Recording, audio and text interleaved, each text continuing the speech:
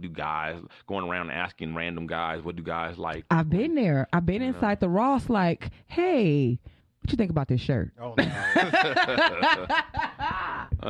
And this guy's looking at me like, the fuck? Right. So, yeah. He's like, I might like it, I might not like it. What's that got to do with your dude? Exactly. And then I asked the guys about like clothes. They were like, no, because we don't like colors. We don't like stripes. We don't like this.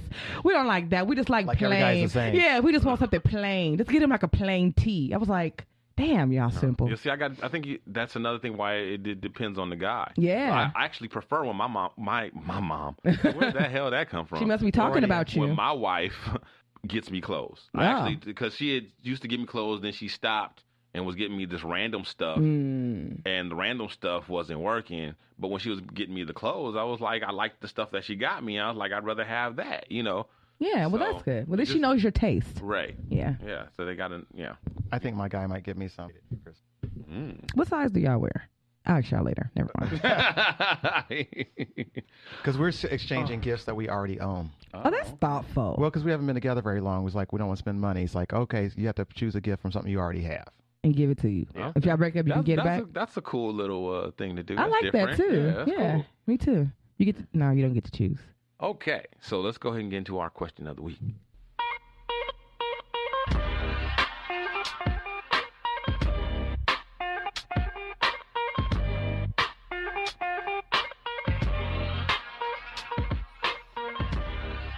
Okay, Pip, I think you were the one that called it last week when you said we weren't going to get a whole lot of responses on this one. Because people never keep their New Year's resolutions. This one, I think, was probably the least amount of responses we've gotten out of all the questions since we've been doing it this way. But anyway, here we go.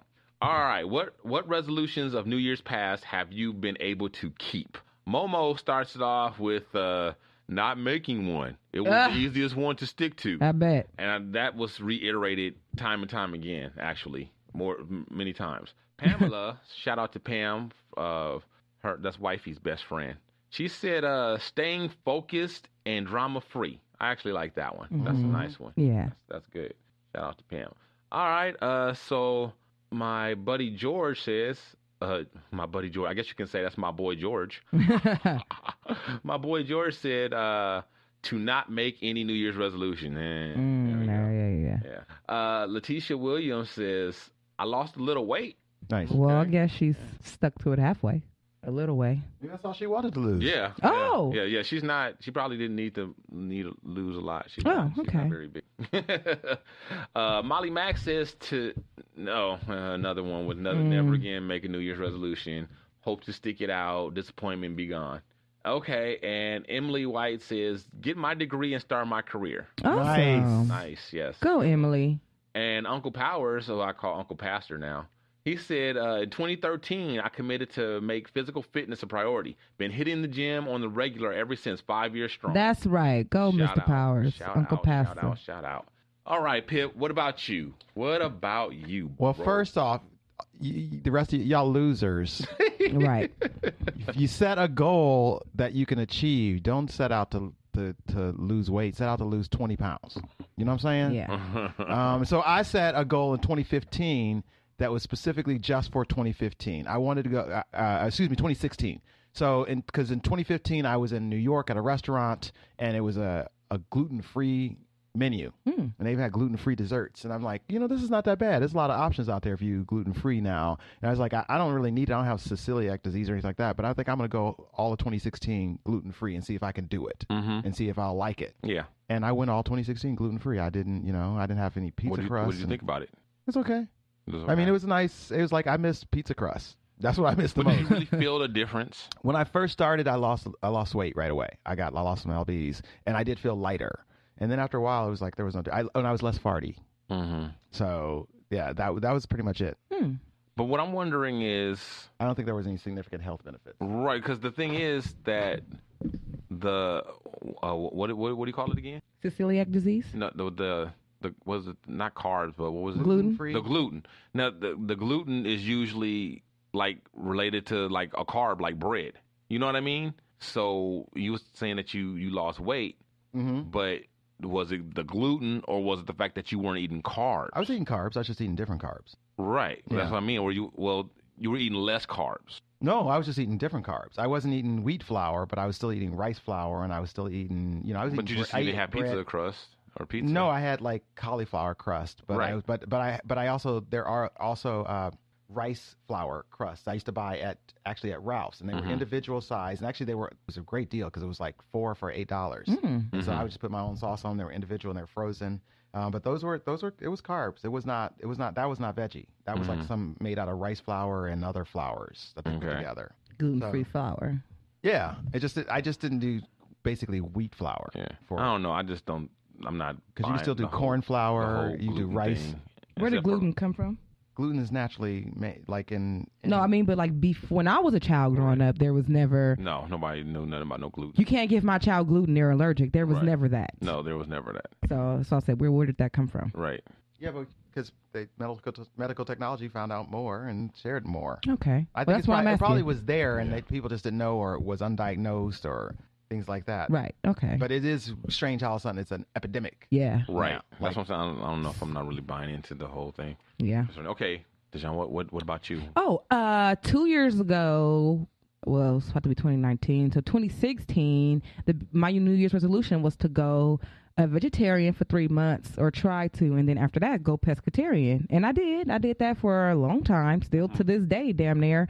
Well, right now I just came off of Thanksgiving, so it's out. But so far, yeah, I stuck to that for that whole entire year. And I've also just been like watching what I eat as far as processed foods in general. So I've just been really, really trying to stay on top of that. So I'm very proud of myself. Okay. Well, mine is a version of what all the whack people answered. No, Dino. No, well, mine is better, I feel like. So I resolved years ago to no longer wait until, mine wasn't not to make New Year's resolutions per se, but my resolve was not to wait until New Year's to have one, to have a resolution. So it's like whenever I discover something I need to work on, I will work on it then. Yeah. That was one resolution that I came up with years ago. So I still have resolutions. I just don't specifically do it at New Year's. It's just all year long, I'm constantly working on myself. That's awesome. So that's good. Like you realize in March, like I'm doing too much heroin. Right. I'm not gonna wait till January to stop doing heroin. Exactly. I'm gonna go to the. Got it. I'm going to rehab. Yeah, I'm going to rehab now. Yeah. I'm going to rehab in March. Yeah. Right after Easter. Yep. Right after. I'm gonna deal with this heroin problem after Christmas. It's gonna be my New Year's resolution. Kick the habit. All right, now it's time for our mail. Oh, yes, wait a minute, Mr. Postman. Hey, Mr. Postman. So shout out to Tina Greenwood, super fan. She heard us asking her when she responded to our question of the week last week about what Christmas song do you could you do without, or could you erase? If you could erase one, which one would you erase? She said the 12 Days of Christmas. And she said, even though I know the actual meaning of it, I still don't like that song. And we were like, what's the actual meaning? We were like, what's that? I never heard that. Well, none of us knew. And so she wrote back and she sent me a link so I did some, I went to the link and I found out. Now, Snopes says that this is a myth, that this didn't actually happen. It's one of those things where, and I believe this happens a lot actually. Something happens or something's invented, and then later on, people say that this is why it was invented or how. I think people like to do that a lot with acronyms. You guys remember the group Troop? Right? Mamacita and all that back in the day? Yeah. Well, they came out, and then a couple years after they were out, then all of a sudden, Troop was an acronym for the total respect of other people. I'm not buying that. I think they named the group Troop because they liked the way it sounded, and I think I think there was a clothing line or something. I can't remember what, but Troop was a trendy word back then, and I can't remember why, but I just remember that was a trendy word, and I think that's why they picked the word, because it was trendy, and they were trendy. It was a group of them. They were a troop. It was probably catchy back then. And I think later on they came up with it should stand for something positive. And somebody said, somebody came up with that acronym, and I think that happens a lot. I think that happens a lot. And I think this might be one of those kind of things, but according to Snopes, that this is not. But I'm going to go ahead and tell you what supposedly everything stands for and the symbolism behind it. Okay, so what it says is the song's gifts are hidden meanings to the teachings of the faith. The true love mentioned in the song doesn't. When they say the faith, they're referring to Christianity. The song doesn't refer to an earthly suitor; it refers to God Himself. The me who receives the presents refers to every baptized person. The partridge in the pear tree is Jesus Christ, the Son of God. In the song, Christ is symbolically presented as a mother partridge which feigns injury to decoy predators from her helpless nestlings. Much in memory of the expression of Christ's sadness over the fate of Jerusalem. Jerusalem, Jerusalem, how often would I have sheltered thee under my wings, as a hen does her chicks, but thou wouldst not have it so. The other symbols mean the following. 2 turtle doves equal the two old and the Old and New Testaments. 3 French hens represents faith, hope, and charity, the theological virtue. Number 4, the four calling birds represent the 4 gospels or the 4 evangelists. The 5 golden rings represent the first 5 books of the Old Testament, the Pentateuch, which gives the history of man's fall from grace. The 6 geese a laying equal the 6 days of creation. The 7 swans a swimming equal the 7 gifts of the Holy Spirit, the 7 sacraments. The 8 maids a milking equal the 8 beatitudes. The 9 ladies dancing, the 9 fruits of the Holy Spirit. The 10 lords a leaping, the 10 commandments. The 11 pipers piping, the 11 faithful apostles. The 12 drummers drumming, the 12 points of doctrine in the Apostles' Creed. And that's what they say is what the song is symbolic of. Oh my God, that explanation was as long as that fucking song. So now, so now we know. Well, yeah. I'm with you on this one, Dino. I don't know how true that is. Yeah. I mean, it kind of fits, and I kind of dig it, and I can understand why Christians would want to embrace it, but I'm not buying it. I think this was something that was done in retrospect. But, yeah, and according to Snopes, it was, too, because there's no evidence. But I thought it was interesting, though. Yeah. All right. That is interesting. There you go. The maids of milking is supposed to be the what? How many of them are? 8 maids of milking, the 8 beatitudes. Beatitudes. Yeah, it's pronounced beatitudes. What? I don't even know what that is.